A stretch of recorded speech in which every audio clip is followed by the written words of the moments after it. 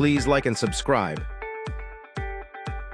ফারহানা ও মহিউদ্দিন চিকিৎসার নথিপত্র জমা দিয়েছিলেন, কিন্তু যাচাই করে দেখা যায় তারা দুজনে যে এক্স-রে রিপোর্ট দিয়েছেন তা হুবহু এক।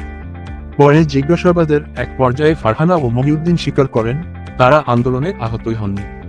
চিকিৎসা সংক্রান্ত সব কাগজপত্র তৈরি করে দিয়েছেন ফারহানা ইসলামের স্বামী নাজিরুল বাশার।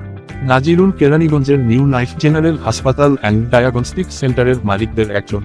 জুলাই শহীদ স্মৃতি ফাউন্ডেশনের এভাবে অনেকে সহায়তার জন্য যাচ্ছেন, যাদের কেউ মোটরসাইকেল দুর্ঘটনায় আহত, কেউ কাছ থেকে ফেলা ডাবের আঘাতে আহত, কেউ পড়ে গিয়ে আহত, কিন্তু দাবি করছেন তারা জুলাই গণ অভ্যুত্থানে আহত হয়েছেন। প্রতারণার ঘটনায় রাজধানীর রমনা থানায় 3টি মামলা করা হয়েছে। কারো কারো কাছ থেকে দায় স্বীকারের লিখিত বক্তব্য রেখে ছেড়ে দেওয়া হয়েছে। ফাউন্ডেশনের কর্মকর্তারা বলছেন তারা 50টির মতো প্রতারণার ঘটনা পেয়েছেন। অন্যদিকে ঠাকুরগাঁও সিভিল সার্জনের কার্যালয় থেকে পাঠানো 199টি আবেদনের নথির মধ্যে 156টি সঠিক নয় বলে মনে করছেন কর্মকর্তারা।